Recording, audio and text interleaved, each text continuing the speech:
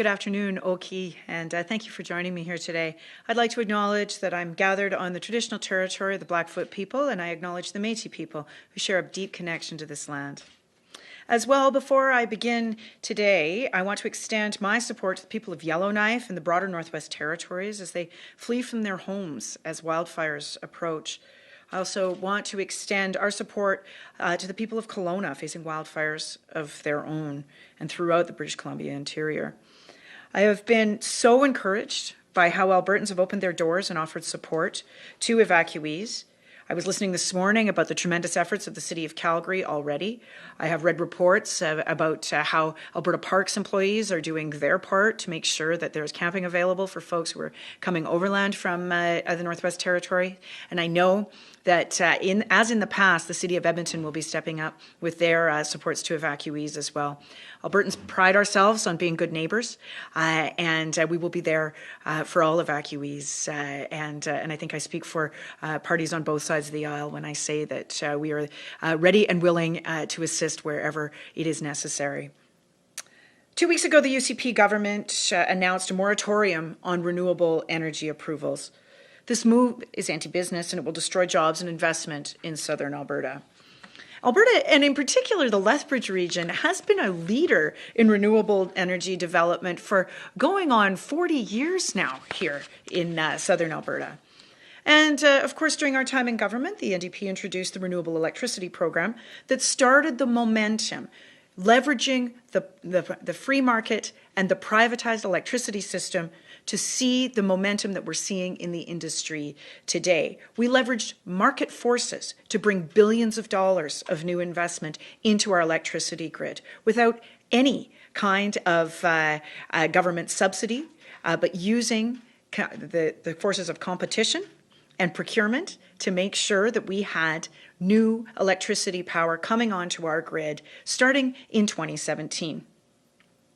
We saw the creation of jobs right here in southern Alberta as a result of those arrangements. Some of the new projects, for example, had Indigenous equity participation, one of which from the Blood Tribe had Indigenous equity participation. That means revenues throughout southern Alberta to Indigenous nations, to private landowners, because all of these arrangements are on private land, and through property tax revenue to the municipalities. Now, this has been a tremendous source of diversification of tax base for southern Alberta municipalities. In fact, renewable energy makes up almost half of Vulcan County's tax base. But on a whim, Danielle Smith and Nathan Neudorf decided to interfere in the free market. They put all of that at risk, and they did that without any consultation or notice with the industry, putting themselves in legal jeopardy and putting our reputation at risk as a good place to invest. Today, it's the renewables energy, but the broader investment community is saying, who's next? Now, according to media reports, there are 4 projects just around Medicine Hat that have now been delayed due to this decision. Those 4 projects alone equal $1.7 billion in investment and would mean almost 3,000 construction jobs for our region. And I know when I was door knocking during the election campaign, I met many people who work in the construction industry on these renewable energy projects, young people. Now their future ability to pay their bills is at risk. Danielle Smith said the other day, it's only 6 months. I have a hard time when I think about those young folks that I talk to who were either just exiting the wind turbine tech program at the Lethbridge College or people who were working in the industry. I have a hard time thinking about them now and their premier just shrugging and saying, oh, it's just 6 months. Maybe she could pay her bills for 6 months without work because her paycheck is guaranteed, but I can guarantee you that that is not the case for those construction workers. And she should have a lot more empathy for them. Yet another project in Lethbridge County has been delayed, and the proponent said that instead of ramping up and hiring more people, they're maintaining the status quo, and they are waiting, and they expect the effects to be felt well beyond the moratorium because of the chill this will put on the entire industry. Danielle Smith says she's put a moratorium on renewable energy, but really what she's done is ban development in an entire clean technology industry. So at a time when Albertans are struggling to get by, Danielle Smith thinks Albertans can make it several months without a job. She thinks that municipalities can make it several months or years without diversifying their tax base. And she thinks that all of those trillions of dollars globally that are looking for an investment home should just be shut out of the province of Alberta, which prior to 2 weeks ago had the very best market for electricity on the continent. We have a free market in electricity, or at least we used to. These are not free market conservatives. They've shut the door on those competitive forces that brought us low-cost, reliable electricity over the last 30 years. So the UCP's renewable energy moratorium puts jobs at risk, it's anti-business, and it damages Alberta's image as a place to invest. The UCP, and Nathan Neudorf specifically, who should know better, given the economic effects of renewable energy in this city in Lethbridge, must end this moratorium immediately. Thank you, and I'm happy to now take your questions. Okay, we'll start with questions in person, then move to the line. Hi, Shannon. Just wondering about the potential financial impact of this, say, moving forward a couple of years down the road if this moratorium doesn't end in 6 months. Is that a possibility? Well, I think what we are seeing here is a tremendous amount of investor instability. And whenever you do a huge move like this as a government, essentially slam the door to investment and make the investment climate uncertain, what you do for renewables, certainly, for clean technology companies, certainly, both in oil and gas and in the broader energy industry, it's not just them who are looking at this and going, well, we don't know what the rules of the road are going to be going forward. It is not just about today or even 6 months from now. This is the sort of extreme action and extreme interference in the market that will have an effect for years to come. You have to remember that large oil and gas firms, large agribusiness firms, other manufacturing companies, they're oftentimes looking to site their investments where, number one, they know what the rules of the road are. They know, they have business confidence that the rules today are going to be the rules tomorrow. But the other thing that they're doing, too, is looking for ways to offset their greenhouse gas emissions because they're large, globally integrated firms. And one of the ways that companies who are investing here in Alberta were doing that was procuring their power through renewables. And that's why we've seen so much more activity in that space. So companies who are looking to invest here, who want to be able to do that, and there is a business case for doing it. It makes money as well as making environmental sense. They will no longer have that competitive advantage here in Alberta. That is a years-long consequence for this capricious, non-evidence-based, ideological, and extremist decision-making process that has been undertaken by Danielle Smith. The effects for Southern Alberta will be years. Okay, moving to questions on the line. Just a reminder, if you're joining by Zoom, to use the raise hand function. If you're joining by phone, to press *9. We'll go ahead to our first caller.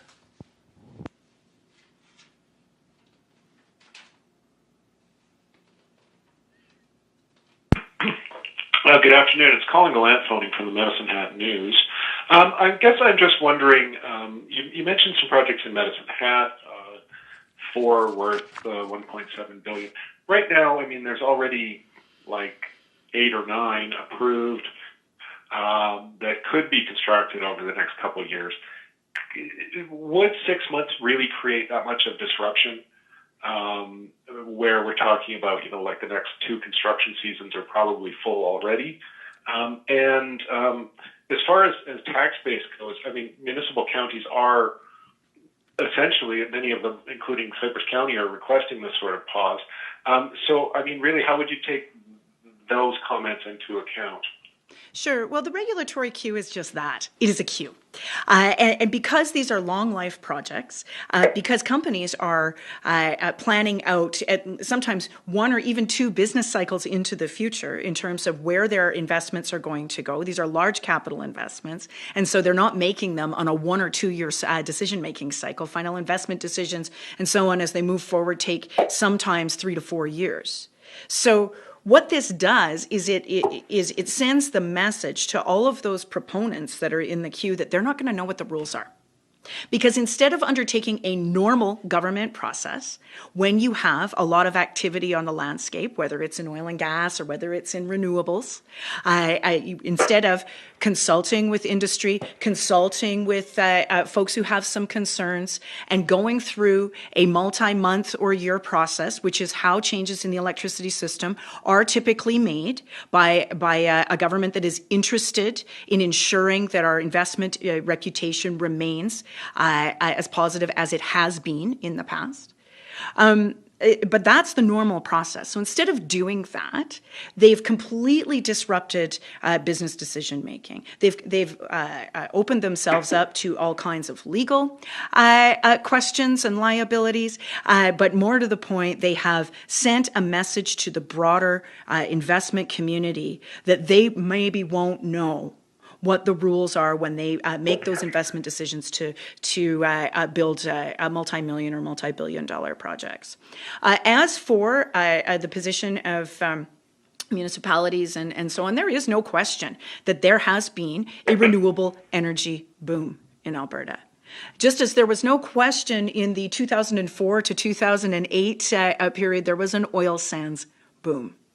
And what happened under the Stelmach government during that boom some 20 years ago was that they didn't put a moratorium on oil sands leases. They undertook regional planning. They did consultations. They moved forward with a bit more of a staged development. That there is already a playbook for how we deal with this, rather than chasing companies and investment out of the province at a time when electricity prices are spiking and we need new supply. This is not difficult to understand. It's not complex. Even Nathan Neudorf can get his head around it. That when you have new supply into a market, the price comes down. Albertans have seen a 100% increase in their regulated rate option electricity rates. It is out of control. We need that new supply. We need a steady hand over the electricity system to solve those problems. Was there a follow-up, Colin? Yeah, just you mentioned the RRO, and apparently, I mean, one of the items in the mandate letter includes a review of the RRO. The RRO is essentially a reflection of what the market is doing. So if the RRO is broken, I suppose we'll be looking at the market, I suppose. Is that your take as well? And, there have been inklings or sort of mentions here and there of the province securing supply, somewhat akin to a capacity market, which I'm sure you're familiar with. How do you react to that? Well, for well over 2 years now, we have been saying that Albertans need protection from these price spikes, those that do not qualify for contracts. And you can do that in a number of different ways. This is a government that has ignored all of those suggestions for how to stabilize bills for ordinary Albertans. So right now, what they should be doing is capping that RRO for residential, small business, and farm consumers. And then they should be doing a review on how to do that over the long term. There are a number of options, but what you don't do is shut down new investment into the electricity system. That makes the problem worse, not better. But we have now a good 2 to 3 years of the government ignoring these price spikes to the RRO, and then even last winter making the problem much worse by doing an artificial cap, a fake cap, and making RRO customers pay for it this summer when prices are even higher. It was a completely bananas piece of public policy that helped no one except for Danielle Smith get through an election. So this is not a government that is able to manage the electricity system. They cannot manage the economy. They cannot manage the costs. They are not at all prepared to protect Albertans' pocketbooks. And as we learned through the Dynalife announcement today, they have no idea how much their boondoggles are actually going to cost taxpayers. Okay, we'll go ahead to our next caller.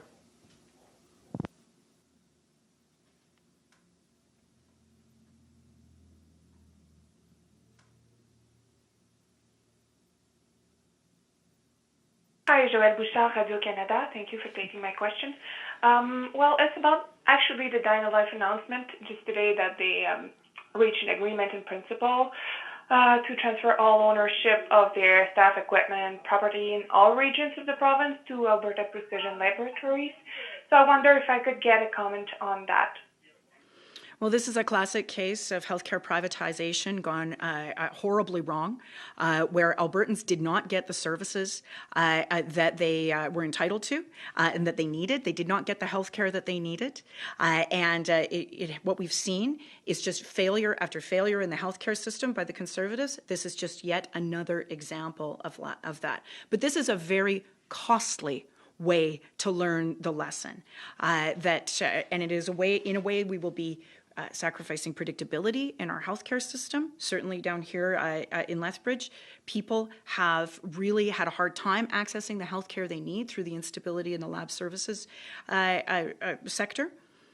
This is a story of cost, chaos, and incompetence. We never needed to be here in the first place. I am very worried that the minister had no idea how much this was going to cost to exit this contract with Dynalife. I do not think it will be free. This will be a very costly, bad idea experiment with healthcare privatization. It shows, I think, that the UCP cannot be trusted to manage the healthcare system.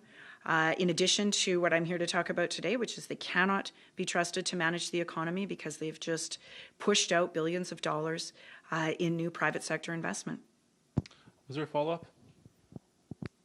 Yeah, well, you talk about the fact that it would be very costly. The UCP said that, like, the agreement was still in discussion, so nothing about, like, cost was set in stone. Do you have an approximate that you think it's going to be? We don't, and that's precisely the kind of question that should be asked to this government and to the minister. I do not foresee a situation in which this is cost neutral for the government. This was a very large contract affecting a number of sites and a lot of employees and a lot at stake. There is no question that Dynalife did not deliver on their end of the bargain. I do not trust the UCP to be able to manage their way through these negotiations. They have frittered away our surplus on a number of other bad decisions and terrible contracting decisions, and I fully expect that this will be the same. This is a question for the health minister. It's also a question for the finance minister at the end of August. He will be giving the Q1 fiscal update the last week of August, and I'll be very curious to see whether this decision will affect our overall cash position. Okay, we'll do one last pass for questions either on the line or in person.